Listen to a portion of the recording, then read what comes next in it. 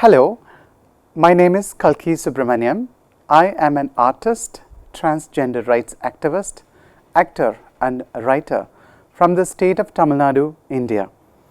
I also run a small NGO, an organization, a community-based organization for transgender community of India called Sahodri Foundation. I belong to a very small semi-urban town, which is almost a rural town called Pollachi, near to the Kerala-Tamil Nadu border, but very much inside Tamil Nadu. It's below the Western Ghats mountains. It's a very beautiful place. I grew up in that beautiful surroundings, and right from the age of 13, I have outed myself as a transgender woman openly. And since the day I came out to my parents as a trans woman, and also in the school that I studied, I did come out openly as a trans person. I was not afraid of being discriminated, but yes, I was. I was bullied, I was discriminated, not only by the students, fellow students, but also by the teachers. But I would say life has opened so many possibilities for me. One of the things that gave me the confidence of who I am, who I've made myself into, are the books, the knowledge that I read, which gave me the courage, the confidence, and the zest to face the struggles and to understand the struggles of transgender persons like me. When I came out as a trans person at the age of 13 to my parents, they were shattered. Coming from a very traditional Hindu family, it was difficult for them to accept. But then their love overcame their fear. Their kindness overcame their shame. So that was something I was lucky enough to have all their love and their support. India is not represented by its cities. It's actually represented by its villages and small towns. And I come from a small town. But because of the discrimination for people like me in the villages and in small towns, in 2008, I moved to Chennai. And I lived there for almost 5 years. Living in a city empowered me, taught me how to voice, how to fight, how to stand up for myself and people like me. City actually gave me voice. It also taught me how to connect with people, how to connect with officers, how to connect with policymakers, the ministries, the officials, the NGOs, the fellow humans who are like me. So cities, the urban spaces actually provides a venue for change, especially for the minorities like me, like transgender minorities especially. And I would say cities have a voice, especially the LGBTQI community, have taken the opportunity, particularly from the trans community. A lot of transgender people move from the villages of India and the small towns of India to cities like Chennai, Mumbai, Delhi, Pune, Trivandrum, Kochi, Bangalore, and Ahmedabad, and all these places. I would say that these are spaces where there is tolerance to a certain level. I wouldn't say they are 100% tolerance, but I would say there is some sort of a tolerance for transgender people in urban spaces. And these massive spaces give you the opportunity to choose where you can live. But then you end up in slums. That is what happens with the transgender community persons mostly. Most of the transgender persons in the city that I lived in 2008, from 2008 to 2012, they lived in slums, because that is where fortunately or unfortunately, the transgender community was more accepted. Because in slums, everyone struggles. Everyone worries about tomorrow. Everyone has a story. Everyone has a story to tell, a story of struggle. And our transgender community shared that struggle with them.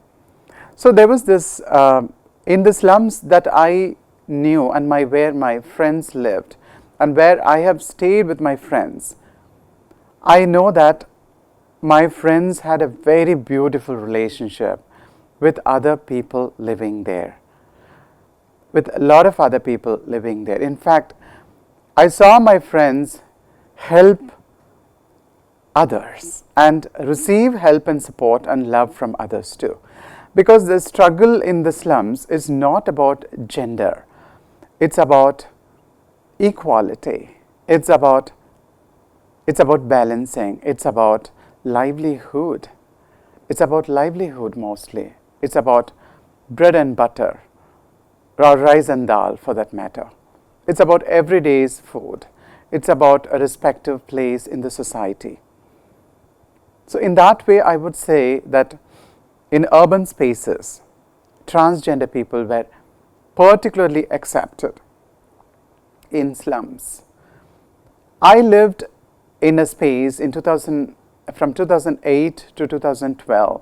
When I lived in Chennai, I lived in two kinds of places. I lived in a place called Jafar Khan Pet, Saidapet, West Saidapet, which wasn't a very urban area. It was mostly lower middle class people, Indians, going for work, working as office clerks, office goers, and then small vendors, street vendors, and fish sellers, and all. These people lived in the area that I lived. There was acceptance for transgender people, but then the rent that we paid was tremendous. It was almost double. So there was some kind of an acceptance, but it was not. But there was also exploitation for people like me. 3 years I lived in such a space. I never had any problem with the neighbors. Nobody discriminated me. And my house owner, he was just a wonderful person. He was a differently abled human being, but he was the one who accepted me because I had previously searched for 25 houses, but none of them gave me a space, and he gave me. And I did a lot of work in Chennai, and within 2 years, I got a recognition to go to an invitation to come to the US, several awards, several invitations from the university, and an offer to act in a film. So once I acted in a film, the film director offered me one of her properties to stay, and that was a beach bungalow near the Kottibakam beach in Chennai. I stayed as a one person. I stayed in that massive space because I wanted a change. But then I felt this loneliness put me into depression. So again, my neighbors were the fishermen. I was friendly with them. They were the ones who accepted me. The rich people, upper class, they did not really accept me, people like me.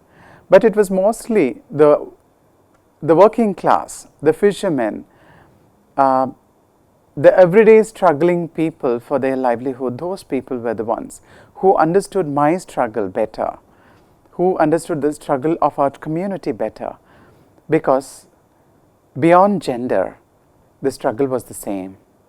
The discrimination was the same. The inequality, the imbalance, the inequality and the imbalance was the same. So they embraced me. They embraced people like me. Until today, some of my best friends are all coming from there in the city of Chennai. So in a way, living in a city empowered me. However, there are prejudices. When my house was sold, the house that I lived belonged to my film director, and when she sold the house, I had to vacate the place.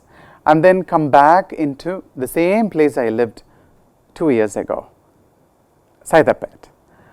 But when I came back, nobody wanted to offer me a house, because it was once again the same kind of struggle that I had to go through when I came first to Chennai. I went to each and every house, like 25 houses, vacant houses I went. None of them offered space for transgender people. On the one side, there was this tolerance, but that doesn't mean there is acceptance 100%.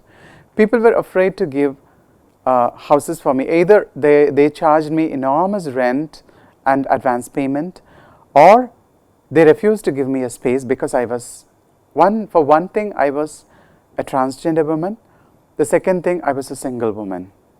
The third thing is, I am a lonely woman. I'm a woman who is living alone, who has been identified as a trans. Whether I'm educated or not doesn't make a difference. Didn't make a difference at all. The openness about my gender identity was the sole reason for being discriminated and pushed away from that city. And then once again, I moved away from Chennai and I called up the village in Pondicherry, Auroville, the city of dawn, the golden city, they say. In Auroville, I called up my friends there, and then they found, within 2 hours of my call, they found a place for me in the village. So once again, back to the village life I lived. In the 7 years I lived in the village, for 2 years in Auroville, Kotakara it was. And then I lived in the city of Pondicherry. I did not face discrimination, except a few times I faced sexual harassment because of my gender identity. I've sometimes faced extreme sexual harassment too. These are incidences that happen every day to every woman, and it happens double to transgender women. But our struggles continue, whether if we are living in urban spaces or rural spaces. Trans people need to struggle every day, not just in Tamil Nadu, not just in India. It's a struggle around the world. It's a struggle for inclusivity. It's a struggle for equality. It's a struggle for survival, acceptance, safety, security, and kindness. And this is what we deserve, whether we live in urban spaces or rural spaces. This is what we deserve. I know so many of my friends from Kerala, when they came out as trans women in 2007, in 2005, 6, 2007, 8, they could not live in that city, in that state. Nowhere could they live openly wearing a sari. So most of them came to Chennai, and then most of them also went to Bangalore and lived there. And when I asked them, why did you leave your place? And they said, if I had continued to wear a sari and lived as a woman in my state, I would have been killed, raped. From such a state, Kerala has transformed into a trans-tolerance state in the past 6 to 7 years. The governments of Kerala and Tamil Nadu had introduced transgender welfare policies. Particularly in 2008, even before the Supreme Court of India legally recognizing transgender persons in 2014, the Tamil Nadu state government introduced the Transgender Welfare Board in 2008. One of the pioneering departments, one of the pioneering acts by the government of Tamil Nadu in 2008. Followed by that, many states opened Transgender Welfare Board, and even the Supreme Court of India took the case of Tamil Nadu Transgender Welfare Board and framed the verdict that legally recognized transgender persons in 2014. Since then, there have been so many policies and developments across India in many states, which I think we transgender people are in transcending, in a very, very good transcending phases. But we do face discrimination almost every day in our lives. Our families continue to discriminate us, whether you are born in a city or in a village. Our families continue to disown us. Whether there is a transgender policy or welfare board, our families still continue to disown us. Whether the Supreme Court of India legally recognizes us, or the Government of India introduces Transgender Protection Act, families continue to discriminate us. The change happens slowly. More and more transgender people from the cities as well as from the rural spaces have to be educated, empowered, and that empowerment comes through policies that are truly helpful and supportive in the development and empowerment of a transgender community. Many of the policies introduced by the government have been found and have been resulted in futile attempts to empower the community. They have not been useful. Policies should be written, policies should be introduced with consultation with the community. Often, the ministries, the officers, even though they wanted to support and help us, they do not take the opinion of our community. In that aspect as well, even though they wanted to give us support and empower us, they don't acknowledge, they refuse, or they deny to give us a voice, a strength to our voices, our thoughts. If that happens, only change can happen. Inclusivity is not just providing us free houses. Inclusivity is not giving us ration cards, identity cards. Inclusivity is not giving us jobs just in any corporate or just providing us a job and then pinkwashing that we have provided jobs for transgender people and publicizing it in a big way in the media. That is not inclusivity. Inclusivity should be permanent. Inclusivity should be transformational. Inclusivity should be strengthening the community. Inclusivity should be equal. Inclusivity is sitting next to a transgender person in a bus or in a train and smiling at them and providing them the acknowledging that they are as much as me, whoever is sitting next to them. It is not about being pitiful. It's not about being compassionate. It's about acknowledging our civil rights. It's about acknowledging our human rights. It's about acknowledging us as humans. That is what inclusivity is. Whether you live in an urban space or a rural space, that is what true inclusivity is. I would say, especially for the transgender community, cities have empowered us truly. Cities have helped us to approach media houses. Cities have helped us in connection to the journalists, writers, artists, educationalists, colleges, academicians, universities, and talk to them about, sensitize them about our lives, our issues.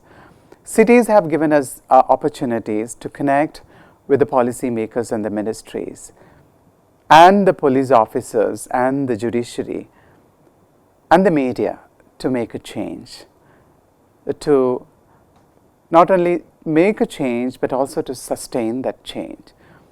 But it's also the rural culture and the tradition and sometimes even the religion in India particularly that has given us the acceptance.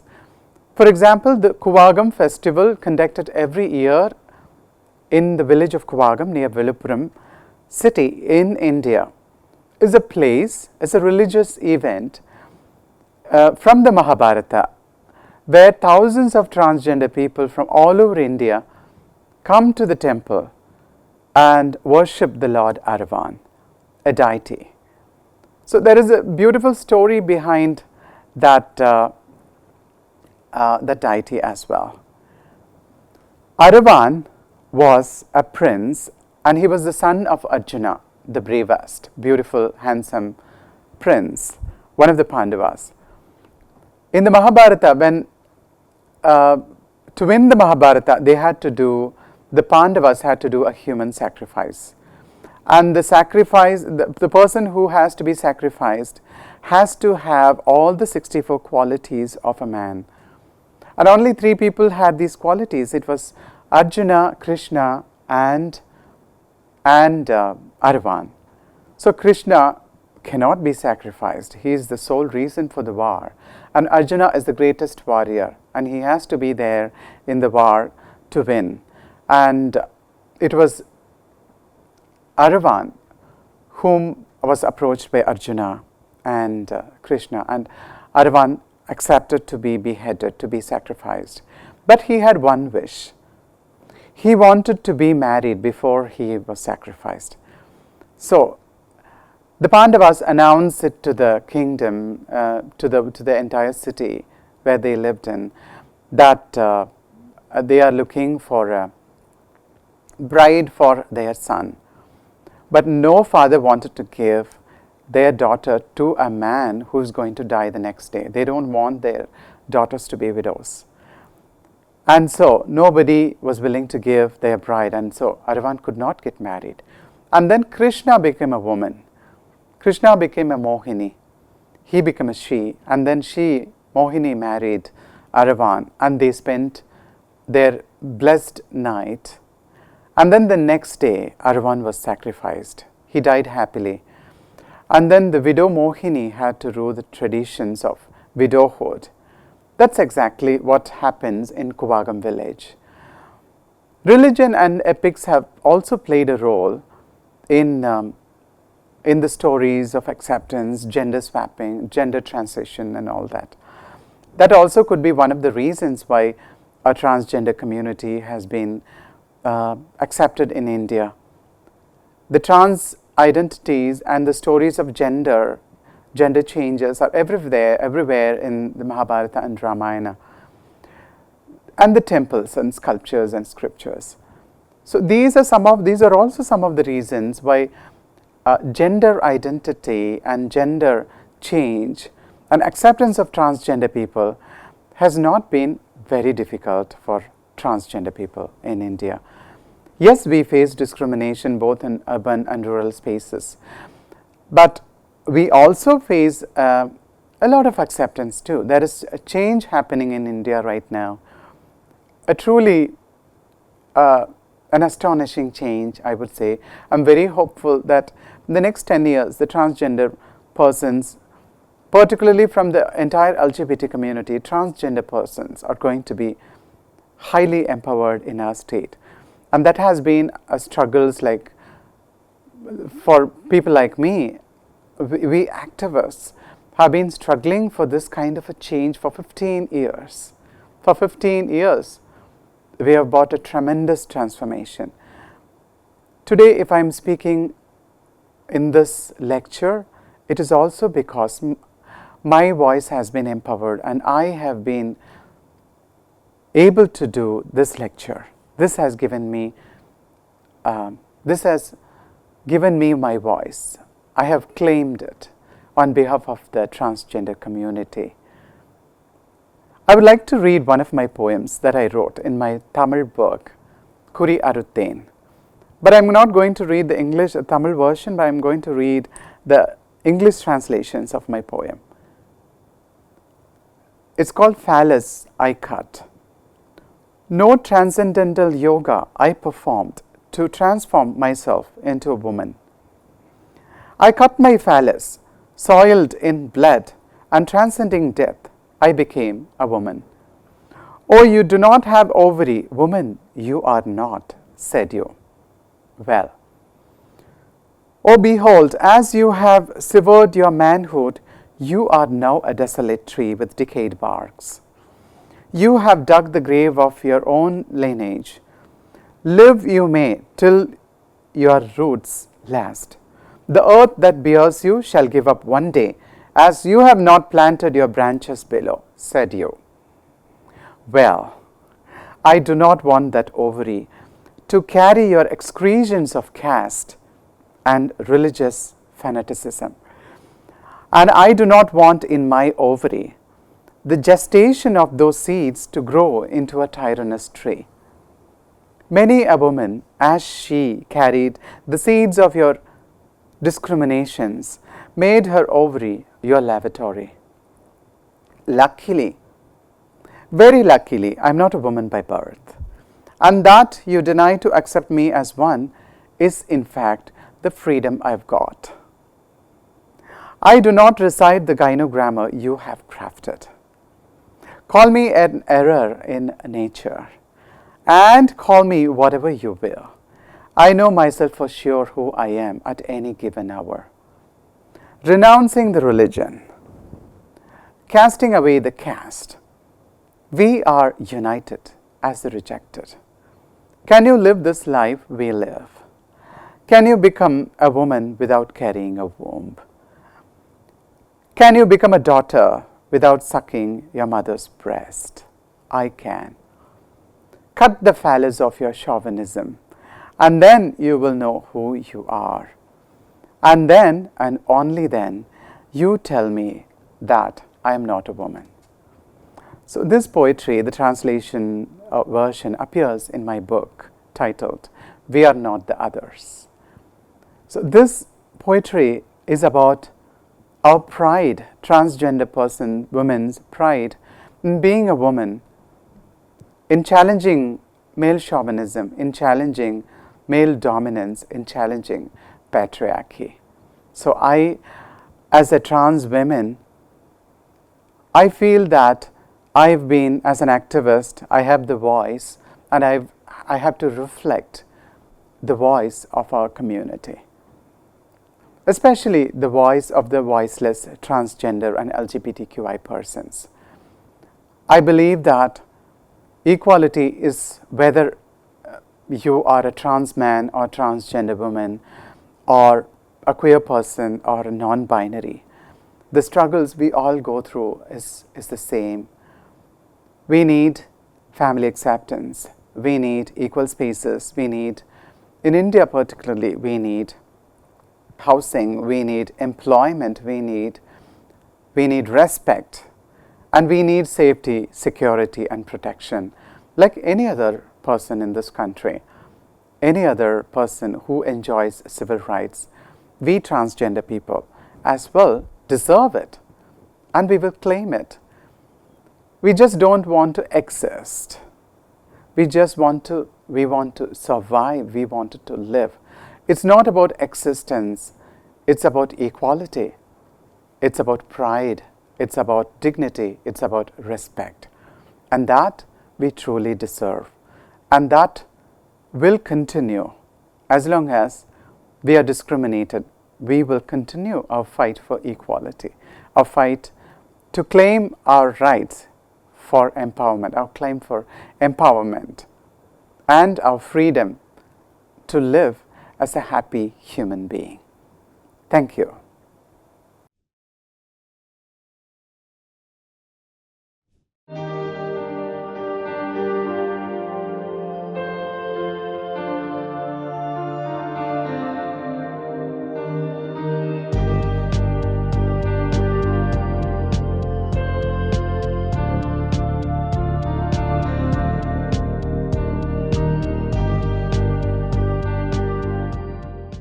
ഞാനൊരു പാൻറ്റും ഷർട്ടും ഇട്ട് പോകുന്ന സമയത്ത്, ബനിയനൊക്കെ ഇട്ട് പോകുന്ന സമയത്ത്, നമ്മൾ കുണുങ്ങിയൊക്കെ പോകുന്ന സമയത്തൊക്കെ രാത്രിയിലൊക്കെ പോലീസുകാർ നമ്മളെ ഭയങ്കരമായിട്ട് അടിക്കുമായിരുന്നു. ഓടിയിട്ടുണ്ട് ഞങ്ങളൊക്കെ, ഒത്തിരി ബുദ്ധിമുട്ടുണ്ട്. അടിച്ച് പുറമൊക്കെ പൊളിച്ചിട്ടുണ്ട്. അപ്പം ആ സിറ്റുവേഷനിലൊക്കെ നിന്ന് എത്രയോ മാറി നമ്മൾ. അവരൊരു ചെളിക്കുണ്ടി കിടന്ന ഒരു ഇതിലായിരുന്നു. പിന്നെ ഈ പോളിസി വന്നതിന് ശേഷം പിന്നെ നമുക്കൊരു നല്ലൊരു വിസിബിലിറ്റി വന്നതിന് ശേഷമാണ് നമ്മൾ ഓരോ വേദികളിൽ സംസാരിക്കാൻ തുടങ്ങിയതും ഒരു ഇതിലേക്ക് വന്നതും. In 2015, Kerala became the first state in India to unveil a transgender policy. The Department of Social Justice has issued the policy to enforce the constitutional rights of transgender people, considering the Supreme Court judgment in 2014 and the findings of the State Transgender Survey. നമ്മൾ 5 വർഷം മുൻപ് സമൂഹത്തിലേക്ക് ഇറങ്ങുന്ന സമയത്ത് ഉണ്ടായിരുന്ന ഒരു നോട്ടമോ പെരുമാറ്റമോ അല്ല ഇന്ന് സൊസൈറ്റിയുടെ ഭാഗത്തു നിന്നുണ്ടാകുന്നത്. അതിൻ്റെ ഒരു തീവ്രത കുറഞ്ഞിട്ടുണ്ടെന്ന് വേണം പറയാൻ. പൂർണ്ണമായിട്ടും ഞങ്ങളെ അംഗീകരിച്ചു എന്നോ പൂർണ്ണമായിട്ടും ഞങ്ങളുടെ അവസ്ഥകൾ മനസ്സിലാക്കി എന്നൊന്നും പറയാൻ പറ്റില്ല. പക്ഷേ നിലവിലുണ്ടായിരുന്ന ഒരു അവസ്ഥയിൽ നിന്നുകൊണ്ട് ഇങ്ങനെയും കുറേയധികം മനുഷ്യരുണ്ട് എന്നൊരു ധാരണ പൊതുസമൂഹത്തിന് ലഭ്യമാക്കുന്നതിന് ഇത്തരം പ്രവർത്തനങ്ങൾ വഴി സാധിച്ചിട്ടുണ്ടെന്ന് ഞാൻ മനസ്സിലാക്കുന്നുണ്ട്. In 2006, the then Chief Minister of Tamil Nadu, M. Karunanidhi, replaced the former title Aravani for transgender with the more dignified Thirunangai. Tamil Nadu established the country's first welfare board for transgender persons under the DMK government in 2008. Through the board and its Thirunangai identity card, transgender persons were given dignified recognition by the state. The welfare board was not as active during the previous government's term. The present DMK government, who came to power in 2021, has taken measures to revive it. The transgender community in Tamil Nadu especially has a tightly knit clan system headed by a grand matriarch. Festivals like Kuvagam offer the transgender community a chance to openly express their gender identity and sexuality publicly, without the fear of being ridiculed. The Kuvagam festival has gained much popularity with attendees from queer communities across Asia. Kochi Metro is the first organization to appoint transgender people as per the Kerala government's transgender policy.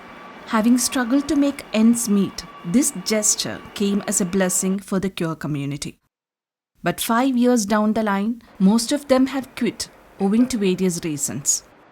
എനിക്ക് പ്രശ്നമൊന്നുമില്ലായിരുന്നു. കാരണം വെച്ച് കഴിഞ്ഞാൽ അവർ എൻ്റെ എല്ലാ കാര്യങ്ങളും സർജറിയും കാര്യങ്ങളൊക്കെ കഴിഞ്ഞുകൊണ്ട് അവർ ഉൾക്കൊള്ളുമായിരുന്നു, കുഴപ്പമില്ല. കാരണം അല്ലാത്തവരോട് അവർക്ക് ചെറിയൊരു പേടിയൊക്കെ ഉണ്ടായിരുന്നു. പിന്നെ ഇടയ്ക്കിടയ്ക്കൊക്കെ ചെറുതുണ്ട്. അതെന്ന് വെച്ച് കഴിഞ്ഞാൽ അത് നമുക്ക് ഉൾക്കൊള്ളാൻ പറ്റും. കാരണം കൂടുതലും ഈ പോലീസുകാരൊക്കെ നമ്മളോട് മിണ്ടാത്ത ഒരുപാട് പേരുണ്ട്, ഇപ്പോഴും മിണ്ടാത്തവരൊക്കെ ഉണ്ട്. അവർ കാണുമ്പോൾ ട്രാൻസ് ആണെന്ന് പറയുമ്പോൾ അവർ ഉൾക്കൊള്ളും, ഇത് ട്രാൻസ് ആണ് അവർ. പക്ഷെ ദൂരെ നിന്ന് വന്നിട്ട് എൻ്റെ അടുത്ത് വരുന്ന മൈക്കിൽ കൂടെ സംസാരിക്കുമ്പോഴാണ് പെട്ടെന്ന് അവർക്കൊരു വോയിസ് ചേഞ്ച് വരുമ്പം, പിന്നെ വോയിസ് മാറ്റി നമുക്ക് സംസാരിക്കാം. പക്ഷെ എൻ്റെ വോയിസാണ് എൻ്റെ ഐഡൻറ്റിറ്റി. എല്ലാത്തിലും നമ്മൾ അഭിനയിക്കാൻ പറ്റില്ലല്ലോ. നമ്മളുടെ ഐഡൻറ്റിറ്റി ഡിക്ലെയർ ചെയ്തതിന് ശേഷം ഐഡൻറ്റിറ്റിയിൽ ജോലി ചെയ്യാൻ പറ്റിയ ഒരവസരം കൊച്ചി മെട്രോയിലാണ് കിട്ടിയത്. അപ്പോൾ അതൊരു സന്തോഷമുള്ള കാര്യമാണ്. 4 വർഷം ജോലി ചെയ്തു. നമ്മൾക്ക് ജോലിയുടെ ഓപ്പർച്യൂണിറ്റി വളരെ കുറവാണ്. ട്രാൻസ്ജെൻഡേഴ്സ് സമൂഹത്തിൽ ജോലിയുടെ ഓപ്പർച്യൂണിറ്റി കുറവാണ്. ഇപ്പോഴും അത് ശരിയായിട്ടില്ല. ശമ്പളം കൂടാതെ നമുക്കൊരു ഷെൽട്ടർ ഹോം വേണം, അത് മെയിനായിട്ട് വേണം. ഇപ്പോൾ നമ്മൾ വാടകയ്ക്ക് കിടക്കുന്നത്, ഇവർ അതിൻ്റെ വാടകയൊന്നും തരില്ല. ഞങ്ങൾക്ക് കാക്കനാട് ഒരിടത്ത് അറേഞ്ച് ചെയ്തിട്ടുണ്ടായിരുന്നു, ഒരു സിസ്റ്റേഴ്സ് നടത്തുന്നിടത്ത്. പക്ഷെ അവിടെ നമ്മൾ പോയി താമസിച്ച് കഴിഞ്ഞാലും ഈവനിങ് ആകുമ്പോൾ അവർ ക്ലോസ് ചെയ്യും. 6 മണി 7 മണി കഴിയുമ്പോൾ അവർ ക്ലോസ് ചെയ്യും. പിന്നെ രാത്രിയിലൊന്നും കയറാനൊന്നും അവർ സമ്മതിക്കത്തില്ല. അപ്പം ഞങ്ങളുടെ ഡ്യൂട്ടി എന്ന് പറഞ്ഞാൽ 10-11 മണിയൊക്കെ കഴിഞ്ഞാണ്. അങ്ങനെ പിന്നെ ഒരു വണ്ടി സൗകര്യമൊക്കെ അറേഞ്ച് ചെയ്യാമെന്ന് പറഞ്ഞു. അപ്പോഴത്തേക്ക് എല്ലാവരും ജോലി വിട്ടുപോയി. പോകേണ്ടി വന്നു എന്ന് പറഞ്ഞാൽ അവരൊക്കെ അന്ന് ഹോർമോൺ ട്രീറ്റ്മെൻറ്റ് എടുക്കണ്ടായിരുന്നു.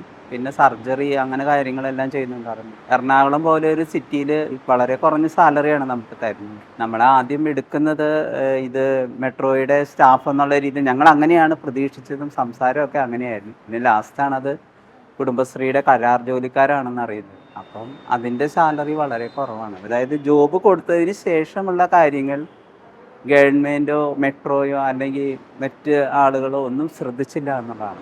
വീട് വിട്ട് നിൽക്കുന്ന ആൾക്കാരുണ്ടാവുമല്ലോ, അവർക്ക് വേറെ വരുമാനമില്ല. പറയാൻ കാരണം റെൻ്റൊക്കെ ഭയങ്കര കൂടുതലല്ലേ. അവരൊക്കെ ഇപ്പോൾ മേഡം ഒരു ഗതിയില്ലാതെ ഈ സെക്സ് വർക്കിനൊക്കെ ഇങ്ങനെ പോവുക. Continuing education program Samanvaya conducted for sexual minorities is implemented by the Kerala State Literacy Mission. 13-14 വയസ്സൊക്കെ ആകുമ്പോഴാണ് ട്രാൻസ്ജെൻഡേഴ്സ് അവരുടെ ഈ ഐഡൻറ്റിറ്റി തിരിച്ചറിയുന്നതും സമൂഹത്തിനത് ബോധ്യപ്പെടുന്നതും അധ്യാപകരും വിദ്യാഭ്യാസമുള്ളവരും ഒക്കെ ഉൾപ്പെടുന്ന ഒരു സമൂഹം അവരെ പരിഹസിക്കാനും അകറ്റി നിർത്താനും ഒക്കെ തുടങ്ങുന്നതും ഈ ഒരു പ്രായത്തിലാണ്. അപ്പോൾ അതുകൊണ്ട് തന്നെ 7ാം ക്ലാസ്സിലോ 8ാം ക്ലാസ്സിലോ ഒക്കെ വെച്ചാണ് അവർ വിദ്യാഭ്യാസത്തിൽ നിന്ന് കൊഴിഞ്ഞു പോകുന്നത്. അതുകൊണ്ട് അവർക്ക് ആവശ്യം തുടർ വിദ്യാഭ്യാസമായിരുന്നു. അവർക്ക് വേണ്ടി ഞങ്ങൾ 10ാം ക്ലാസ് ഹയർ സെക്കൻഡറി തുല്യതാ കോഴ്സുകൾക്കാണ് കൂടുതൽ ഊന്നൽ നൽകിയത്. ആ കോഴ്സുകൾക്ക് വേണ്ടിയാണ് ഞാൻ ഈ പറഞ്ഞ 1000ഓളം പേർ പഠനസന്നദ്ധരായി വന്നത്. സ്ത്രീകളും പുരുഷന്മാരും ഉൾപ്പെടുന്ന ക്ലാസ്സുകളിൽ ഇരിക്കുവാൻ അവർക്ക് താല്പര്യമുണ്ടാകുമോ എന്ന ആശങ്ക, അവരെ ഉൾക്കൊള്ളുവാൻ മറ്റുള്ളവർക്ക് കഴിയുമോ എന്നുള്ള ആശങ്ക, ഇതൊക്കെ നേരിട്ടിരുന്നു. പക്ഷേ ജനറൽ ക്ലാസ്സുകളിൽ തന്നെ അവർ പങ്കെടുക്കാൻ ക്രമേണ സന്നദ്ധരായി മാറുകയും ട്രാൻസ്ജെൻഡേഴ്സ് പൊതു ക്ലാസ്സുകളിലെ ക്ലാസ് ലീഡർമാരായി തന്നെ മാറുകയും ചെയ്യുന്ന അവസ്ഥയുണ്ടായി. Even when progressive steps are initiated by the governments, it's still a huge struggle for the LGBTQIA+ community to survive in this society. ഒരു ഫെമിനൈൻ ബോയ് ആയതുകൊണ്ട് തന്നെ ഒരുപാട് സെക്ഷൽ അബ്യൂസസ് ഉണ്ടായിട്ടുണ്ട്. ഈവൻ ഇമ്മീഡിയറ്റ് റിലേറ്റീവ്സിൻ്റെ ഭാഗത്തുനിന്ന് പോലും ഉണ്ടായിട്ടുണ്ട്. ഫിസിക്കൽ അറ്റാക്സ് ഉണ്ടായിട്ടുണ്ട്. പബ്ലിക്കായിട്ട് ആണാണോ പെണ്ണാണോ എന്നുള്ള ക്വസ്റ്റ്യനിങ് ഉണ്ടായിട്ടുണ്ട്. എൻ്റെ ശരീരത്തിൽ കയറി പിടിച്ച് അവരത് പരിശോധിച്ചിട്ടുണ്ട്. അതും വളരെ കുട്ടിയായിരിക്കുന്ന സമയത്ത്. അപ്പോൾ അതൊക്കെ ഉണ്ടാക്കിയ ട്രോമ എന്ന് പറയുന്നത് ഭയങ്കര ഒരു ബുദ്ധിമുട്ട്. അതിൽ നിന്നൊന്നും ഇപ്പോഴും റിക്കവർ ചെയ്യാൻ പറ്റിയിട്ടില്ല. കോളേജ് കുറച്ച് നാളത്തേക്കൊരു കംഫർട്ടബിൾ അല്ലാത്ത സ്പേസ് ആയിരുന്നു. അങ്ങനെ ഞാൻ കുറേ നാൾ കോളേജിൽ നിന്ന് ലീവൊക്കെ പോവാതായി.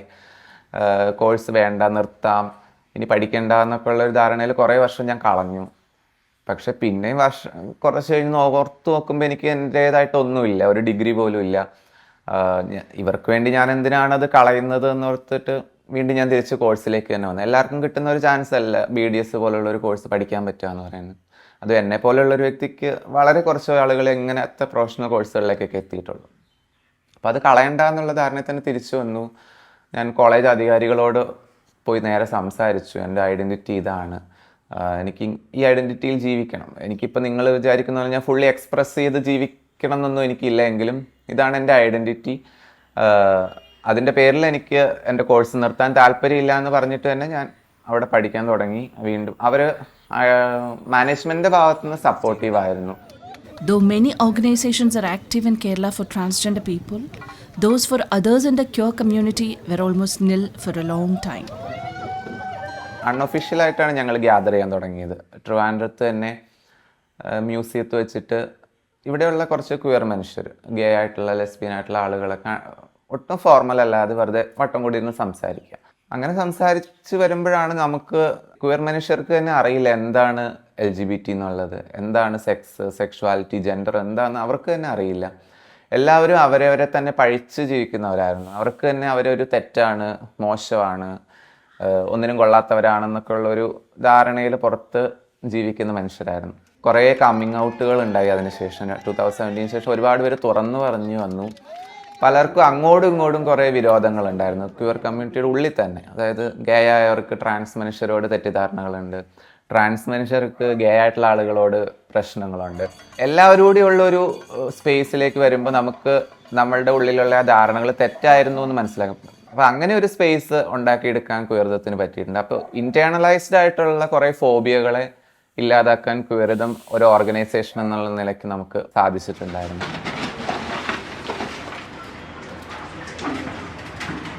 Aditi, with her acquaintances from the trans community group Mudra, was about to start a hotel, Ruji Mudra, in Ernakulam, which could have been the first one of the kind in India.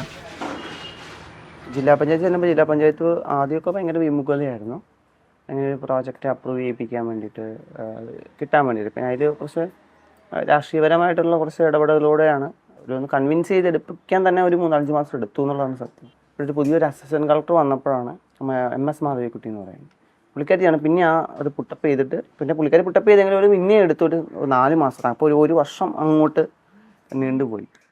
Before the opening of the hotel, allegations started coming up against Aditi regarding the mishandling of funds.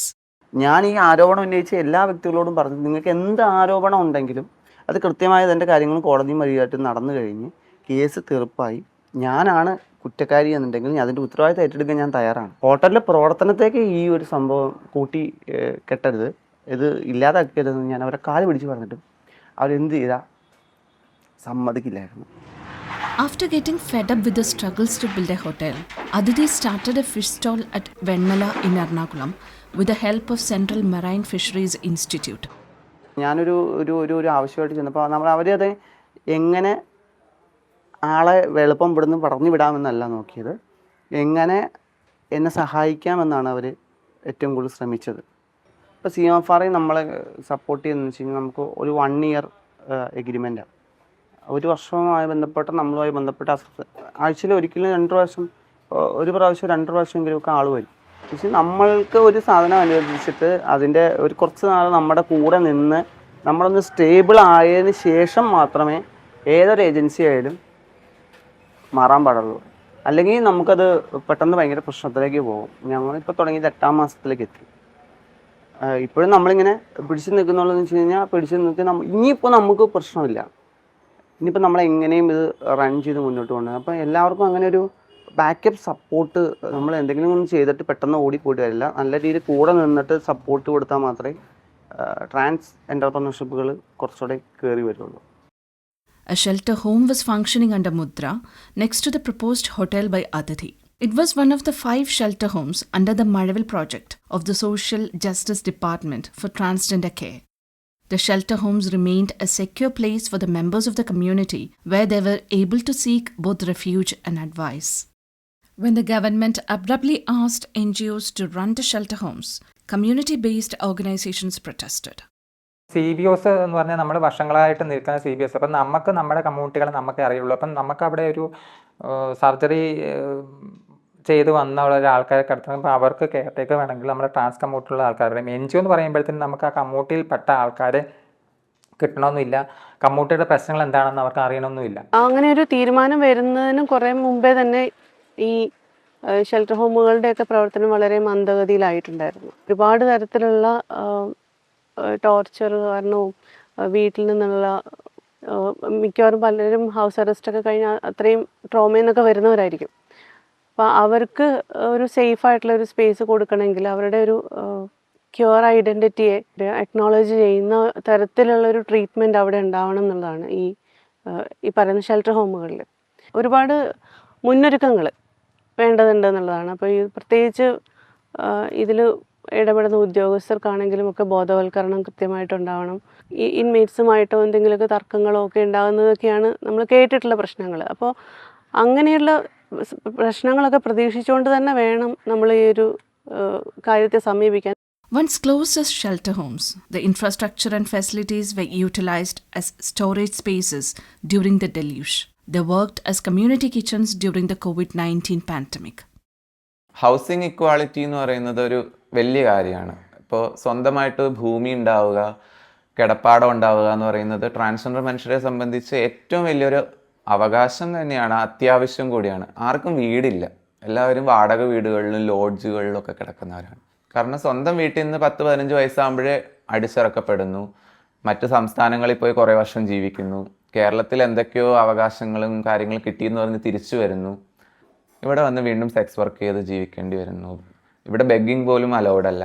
ഇപ്പോൾ sex വർക്കാണ് മെയിനായിട്ടും ഭൂരിപക്ഷം transgender വ്യക്തികളും ചെയ്യുന്നത്. പക്ഷേ അവർക്ക് കിടക്കാനൊരു ഇടമുണ്ട്, അല്ലെങ്കിൽ സ്വന്തമായിട്ടൊരു വീടും സ്ഥലം ഉണ്ടെങ്കിൽ ചിലപ്പോൾ അവർക്ക് എന്തെങ്കിലും ഒരു സ്റ്റാർട്ടപ്പെങ്കിലും തുടങ്ങി ചെറിയ രീതിയിലൊരു കാര്യങ്ങളെങ്കിലും ചെയ്ത് ജീവിക്കാൻ പറ്റുമായിരിക്കും. ഒരു നഗരം ഡെവലപ്പ് ചെയ്യുക എന്ന് പറഞ്ഞാൽ അവിടെ ഒരുപാട് രീതിയിലുള്ള തൊഴിലവസരങ്ങൾ വരും. പക്ഷെ അവിടെ ഒന്നും ട്രാൻസ്ജെൻഡർ ഇൻക്ലൂസീവ് ആവില്ല. ട്രാൻസ്ജെൻഡർ വ്യക്തി ജോലിക്ക് എന്ന് എടുക്കാൻ പറ്റില്ല എന്ന് പറയുക, കൃത്യമായിട്ട് അവരെ ഒഴിവാക്കുക, സ്ത്രീകൾക്കും പുരുഷനും മാത്രം ജോലി കൊടുക്കുക, അങ്ങനെയുള്ള ഒരു രീതി ഡേഞ്ചറസ് ആണ്. ട്രാൻസ്ജെൻഡർ ഇൻക്ലൂസീവ് ആയാൽ മാത്രമേ നമുക്ക് ട്രാൻസ്ജെൻഡർ മനുഷ്യരെ മുമ്പോട്ട് കൊണ്ടുവരാൻ പറ്റുള്ളൂ. ഒരു വാടകയ്ക്ക് പോലും വീട് കിട്ടാൻ പറ്റാത്തൊരു സിറ്റുവേഷൻ ഉണ്ട്. പിന്നെ ഇപ്പം ലോഡ്ജുകളിൽ പല ലോഡ്ജുകളിലും 700-800 രൂപ ഒരു ദിവസം കൊടുത്ത് താമസിക്കേണ്ട ഒരു ഗതികേട് വന്നിട്ടുണ്ട്. അപ്പം നിലവിൽ സർക്കാരിൻ്റെ ഭവന പദ്ധതിയിലേക്ക് ട്രാൻസ്ജെൻഡർ വിഭാഗത്തെ പരിഗണിക്കുക, അല്ലെങ്കിൽ ഇത്തരം മനുഷ്യർക്ക് വേണ്ടിയിട്ട് ഒരു പ്രത്യേക ഭവന പദ്ധതി ആവിഷ്കരിക്കണം എന്നൊക്കെയുള്ള ആവശ്യം നിരന്തരമായിട്ട് നമ്മൾ പറയുന്ന കാര്യങ്ങളാണ്. അടിസ്ഥാന ആവശ്യങ്ങൾ നിറവേറ്റി പോകുന്ന സമയത്ത് മാത്രമായിരിക്കാം കുറച്ചും കൂടി എഫക്റ്റീവായിട്ട് ഇത്തരം മനുഷ്യർക്ക് സമൂഹത്തിൻ്റെ മറ്റു പല ശ്രേണികളിലേക്കും ഇടപെടാനും കൂടെ കഴിയുള്ളൂ എന്നുള്ളതാണ്. അപ്പം കൃത്യമായ ഫോളോ അപ്പും കാര്യങ്ങളും കൗൺസിലിങ്ങും ഇല്ലാത്തത് തന്നെയാണ് ഇപ്പോഴും സർജറി ചെയ്യുന്നത്. അപ്പം ആ ഒരു ഇത് വരണമെന്നാണ് നമ്മൾ പറയുന്നത്. ലിംഗമാറ്റ ശസ്ത്രക്രിയയൊക്കെ തന്നെ പലരും കോസ്മെറ്റിക് സർജറി എന്നുള്ള ലെവലിലേക്ക് ഒതുക്കിക്കൊണ്ട് ഇൻഷുറൻസ് പരിരക്ഷ പോലും നൽകാൻ ഇല്ലാത്തൊരു സാഹചര്യമുണ്ട്. അപ്പോൾ ഈ അതിനകത്ത് കോസ്മെറ്റിക് സർജറികളല്ല, ഇത് ഒരു മനുഷ്യനെ സംബന്ധിച്ചിടത്തോളം നമ്മുടെ നിലനിൽപ്പിൻ്റെ പ്രശ്നമാണെന്നും നമ്മുടെ അസ്തിത്വത്തിൻ്റെ പ്രശ്നമാണെന്നും ഒക്കെ ധാരണ കൊടുത്തുകൊണ്ട് ഇത്തരം ശസ്ത്രക്രിയകളൊക്കെ തന്നെ ഈ പറയുന്ന ഇൻഷുറൻസ് പരിരക്ഷ കൊടുത്തുകൊണ്ടുള്ളൊരു ഇതിലേക്ക് കൂടെ മാറ്റിയെടുക്കേണ്ടതുണ്ട്. പ്രധാനമായിട്ട് ഇപ്പം പല സ്കീമുകളെ കുറിച്ചും പ്രോജക്റ്റുകളെ കുറിച്ചൊക്കെ പത്രമാധ്യമങ്ങളിൽ കൂടിയൊക്കെ ഒരു പരസ്യം എന്നുള്ള രീതിയിൽ കൊടുക്കാറുണ്ടല്ലോ. അപ്പോൾ ആ മീഡിയം ഇതിനും കൂടി ഉപയോഗിക്കാനായിട്ട് ശ്രമിക്കുകയാണെങ്കിൽ ഒരുപാട് നല്ലതായിരിക്കും. കാരണം അത് പൊതുജനങ്ങൾക്കും കൂടി കുറച്ച് ഒരു ബോധം കൊടുക്കുന്നൊരു കാര്യമാണ്. അനന്യയുടെ ഒരു മരണത്തോടു കൂടി അത്തരം കാര്യങ്ങൾ സർജറി എന്താണ്, അല്ലെങ്കിൽ അതിൻ്റെ കോംപ്ലിക്കേഷൻസ് എന്താണെന്നൊക്കെ ഏകദേശം ഒരു പൊതുസമൂഹത്തിന് ധാരണ വന്നു തുടങ്ങിയിട്ടുണ്ട്. People like Cicely George are engaged in different activities for the community without being given any honorarium. Though their struggles for the community are not in vain, a permanent job and a steady income are their primary demands. വേറൊരു വാക്ക് കിട്ടുന്നിടം വരെ transgenders എന്ന പദമേ ഉപയോഗിക്കുകയുള്ളൂ. നമുക്ക് ഓർഡറോടുകൂടെ വന്ന് ഗവൺമെൻറ്റിൻ്റെ order വന്നതോടുകൂടി പിന്നെ ഇപ്പം ചില സാമൂഹ്യ മാധ്യമങ്ങളിൽ ഭിന്നലിംഗം എന്നാണ് പറയുന്നത്. ഇപ്പം അതിന് മൂന്നാലിംഗം എന്നൊക്കെ പറഞ്ഞു. അപ്പം അതിനെതിരെ നമ്മൾ തേർഡ് ജെൻഡർ എന്നൊക്കെ പറഞ്ഞപ്പോൾ അതിനെതിരെ നമ്മൾ പ്രതികരിക്കുന്നുണ്ട്. ഇപ്പോഴും ട്രാൻസ്ജെൻഡേഴ്സ് എന്ന് മാത്രം ഉപയോഗിക്കുക എന്നുള്ളൊരു പദമാണ് ഇപ്പം വന്നിരിക്കുന്നത്. In Tamil Nadu, given that the majority of transgender people do not possess government certified gender cards, they are not recognized as transgenders in their voter IDs. Even those who possess voter IDs are said to have not updated their gender on the cards. When the policies introduced by the states are usually focusing on the welfare of the transgender people, other sexual and gender minorities typically feel neglected. The communities strive hard to raise their own fund, and the majority of the time they protect each other. നമ്മൾ ഏതൊരു ഏരിയയിൽ നമ്മളൊരു വികസനം കൊണ്ടുവരാൻ ശ്രമിച്ചാലും അതിനൊരു choir perspective അല്ലെങ്കിൽ ഒരു ക്വയർ ലെൻസിലൂടെ നോക്കിക്കാണാൻ നമ്മളുടെ അധികാരികളും ഒക്കെ തയ്യാറാവണം. ഇപ്പം നമ്മൾ കുറച്ചുകൂടി സ്ത്രീപക്ഷപരമായിട്ട് ചിന്തിക്കാൻ തുടങ്ങിയിട്ടുണ്ട്. അത് ഇത്രയും നാളത്തെ എഫേർട്ട് കൊണ്ടാണ് അവരത് സ്റ്റാർട്ട് ചെയ്തിട്ടുള്ളത്. അതോടൊപ്പം തന്നെ നമ്മൾ ഇപ്പം തൊട്ട് നമ്മൾ അതിനു വേണ്ടി പറഞ്ഞു തുടങ്ങിയാലേ നെക്സ്റ്റ് ഒരു 10 ഇയേഴ്സിലെങ്കിൽ അവർ ആ ഒരു ലെൻസിൽ കാഴ്ച കാണാൻ തുടങ്ങുകയുള്ളൂ. ചുമ്മാ ഒന്ന് ഇറങ്ങി നടക്കുമ്പോൾ പോലും ആക്രമിക്കപ്പെടുക, കളിയാക്കപ്പെടുക, ഇവൻ കൊല്ലപ്പെടാൻ വരെയുള്ള സാധ്യതയുണ്ട്. അതുകൊണ്ട് അവർക്ക് ഈ പറയുന്ന അഭിമാനം, സെക്സ് വർക്ക് ചെയ്താൽ എൻ്റെ മാനം പോവും, അങ്ങനെയൊന്നും ഇല്ല സത്യത്തിൽ. അത് ഈ പറഞ്ഞ പോലെ ഡെയിലി അവരുടെ ലൈഫ് എങ്ങനെ മുൻപോട്ട് കൊണ്ടുപോവാം, അവർക്ക് എങ്ങനെ അവരുടെ കാര്യങ്ങൾ നടത്താം, എങ്ങനെ വാടക അടയ്ക്കാം, എങ്ങനെ ഫുഡ് കണ്ടെത്താം, ഇതൊക്കെയാണ് മിക്കവാറും ആളുകളുടെ ഏറ്റവും വലിയൊരു ചിന്ത എന്ന് പറയുന്നത്. കേരളത്തിൽ കൊല്ലപ്പെട്ടിട്ടുള്ള ട്രാൻസ്ജെൻഡർ വ്യക്തികളിൽ ഭൂരിഭാഗം ആളുകളും സെക്സ് വർക്ക് ചെയ്യുന്ന സ്പോട്ടിൽ കൊല്ലപ്പെട്ടിട്ടുള്ള ആളുകളാണ്. അതേപോലെ തന്നെ രോഗങ്ങൾ വരാനുള്ള സാധ്യത, യാതൊരു സെക്യൂരിറ്റി ഇല്ല. ഈവൻ നമുക്കൊരു കേസ് പോലും കൊണ്ടു കൊടുക്കാൻ പറ്റില്ല, സെക്സ് വർക്ക് ചെയ്തുകൊണ്ടിരുന്നപ്പോഴാണ് സംഭവിച്ചതെന്ന് പറഞ്ഞു. അങ്ങനെ അത്രയും വൾണറബിളായിട്ടാണ് നമ്മളുടെ സമൂഹം ഇപ്പോൾ സർവൈവ് ചെയ്തുകൊണ്ടിരിക്കുന്നത്. പക്ഷെ നഗരങ്ങളിൽ ഈ പറയുന്ന കുറച്ചുകൂടി ആളുകൾ ബിസി ആയിരിക്കും എന്നുള്ളൊരു തോന്നലിന് പുറത്തായിരിക്കാം കൂടുതൽ ആളുകൾ, ട്രാൻസ്ജെൻഡർ ആളുകളും സിറ്റികളിലാണുള്ളത്. ഇപ്പോൾ കേരളത്തിലാണെങ്കിലും ട്രിവാൻഡ്രം, കൊച്ചി, പിന്നെ ഉള്ളത് കോഴിക്കോടാണ്. ഇവിടെ തന്നെയാണ് എല്ലാവരും കൂട്ടമായിട്ട് താമസിക്കുന്നത്. It took more than 70 years after independence to consider the basic rights of queer community and take legal and constitutional steps, though gradual in that regard. 2019 നിയമം ഇപ്പം നമ്മുടെ രാജ്യത്തുണ്ട്. ആ നിയമത്തിൽ പോലും കൃത്യമായി കുറേയധികം കാര്യങ്ങൾ പറഞ്ഞു വെക്കാൻ നമ്മുടെ സർക്കാരിന് സാധിച്ചിട്ടില്ല എന്നുള്ളതാണ്, കേന്ദ്ര സർക്കാരിന് സാധിച്ചിട്ടില്ല എന്നുള്ളതാണ്. അപ്പോൾ നിയമവ്യവസ്ഥയ്ക്കകത്ത് തന്നെ നമുക്ക് വിവാഹ അവകാശത്തിനെ സംബന്ധിച്ചോ അല്ലെങ്കിൽ സ്വത്തവകാശത്തെ സംബന്ധിച്ചോ ദത്തവകാശത്തെ സംബന്ധിച്ചോ ഒക്കെ കൃത്യമായ നിർദ്ദേശങ്ങൾ നമ്മുടെ നിയമത്തിൽ ഉണ്ടാകണമായിരുന്നു. ഏജ് ബേസ് ഒക്കെ ആണെങ്കിൽ നോക്കുകയാണെങ്കിൽ ഇപ്പം നമുക്ക് അതെല്ലാവർക്കും കിട്ടുമോ, ഇനിയിപ്പം പുതിയ തലമുറയ്ക്ക് അത് ആവുമെന്നുള്ളൊരു പ്രതീക്ഷ മാത്രമേ ഉള്ളൂ. കാരണം ഇപ്പം നമ്മൾ സ്വന്തം ഐഡൻറ്റിറ്റി തുറന്നു പറഞ്ഞ് വിസിബിലിറ്റി ആയിട്ട് പുറത്തേക്ക് വന്ന ആൾക്കാർ നേരത്തെ മുതലേ വന്ന ആൾക്കാരുണ്ട്. അപ്പം നമ്മൾ ഏജ് കയറിക്കൊണ്ടിരിക്കുകയാണ്. ഇപ്പം ഈ ഒരു സംവരണം വന്നത് ഇപ്പം പുതിയ തലമുറയ്ക്ക് അതിന് പ്രയോജനം ചെയ്യുമെന്നാണ് വിശ്വസിക്കുന്നത്. എന്നെപ്പോലുള്ള കേരളത്തിലുള്ള ഈ ആക്ടിവിസ്റ്റുകൾ കൊടിപിടിച്ചതിനനുസരിച്ചാണ് നമുക്ക് ഈ പോളിസി വന്നത്. പക്ഷേ പോളിസി വന്ന് നമുക്ക് ഇത്ര ഒരു വിസിബിലിറ്റി ഉണ്ടാക്കി, നമുക്ക് ഈ ഒരു സിറ്റുവേഷനിൽ നടക്കാനൊരു വിസിബിലിറ്റി ഉണ്ടാക്കി കഴിഞ്ഞപ്പോഴത്തേന് പിന്നെ നമ്മൾ മറ്റുള്ളവർക്ക് വേണ്ടിയാണ് നമ്മൾ പ്രവർത്തിച്ചെങ്കിലും നമുക്കൊരു ഒരു ഇതില്ല. 2015 നമ്മൾ ഈ സർവേ പൂർത്തിയാക്കി പോളിസി കൊണ്ടുവന്ന സമയത്തെല്ലാം കമ്മ്യൂണിറ്റി പേഴ്സൺസ് ആണ്, CBOകൾ വഴിയാണ് ഈ കമ്മ്യൂണിറ്റിയിലുള്ള ആളുകളെ ആക്സസ് ഉണ്ടായിരുന്നത്. സർക്കാരിനാണെങ്കിലും ഇപ്പം ഒരു കമ്മ്യൂണിറ്റി റിലേറ്റഡ് ഒരു പ്രോഗ്രാമിലേക്ക് ആളുകൾ വരണമെങ്കിൽ CBOകൾ വഴിയായിരുന്നു ഉണ്ടായിരുന്നത്. അപ്പോൾ അതിൻ്റെ ഒരു സെക്കൻഡ് സ്റ്റേജ് എന്നുള്ള രീതിയിൽ ഇത്തരത്തിലുള്ള ഒരു കമ്മീഷനോ ഒക്കെ ഫോം ചെയ്യുകയാണെങ്കിൽ അതിലേക്ക് കുറച്ചും കൂടി നേരിട്ട് ആൾക്കാരെ കോണ്ടാക്ട് ചെയ്യാനോ ഒക്കെ സഹായിക്കും, അങ്ങനെ ഒരു ഇത് വരികയാണെങ്കിൽ. പട്ടികജാതി പട്ടികവർഗം ഏത് ഇത് പോയാലും അവർക്കൊരു പ്രത്യേക കമ്മീഷനല്ലേ. ഒരു പ്രശ്നമായിട്ട് വന്നാൽ നമുക്ക് ചോദിക്കാനായിട്ട് നമ്മുടെ വിഭാഗത്തിൽപ്പെട്ട ഒരു കമ്മീഷൻ വന്നാൽ ഏറ്റവും നല്ലതല്ലേ. വരണം എന്നാണ് ഞാൻ പറഞ്ഞത്, അതൊക്കെ വരണം. നമ്മൾ കൂട്ടായി നിന്നുകൊണ്ട് തന്നെയാണ് പല ആവശ്യങ്ങളും മുന്നോട്ട് വയ്ക്കുന്നതും പ്രതിഷേധ പരിപാടികളടക്കം സംഘടിപ്പിക്കുന്നതും. അപ്പോൾ ഇങ്ങനെ കുറേയധികം ആൾക്കാരുണ്ടെന്ന് പൊതുസമൂഹത്തെ ബോധ്യപ്പെടുത്തുന്നതോടൊപ്പം തന്നെ നമ്മുടെ അവകാശങ്ങളെക്കുറിച്ച് സ്വയം ബോധ്യപ്പെട്ടുകൊണ്ട് ആ അവകാശങ്ങൾ നേടിയെടുക്കാൻ വേണ്ടിയിട്ടുള്ള പ്രവർത്തനങ്ങളും പരിപാടികളും നമ്മൾ ഇതിനോടൊപ്പം തന്നെ നടത്തി വരുന്നുണ്ട്.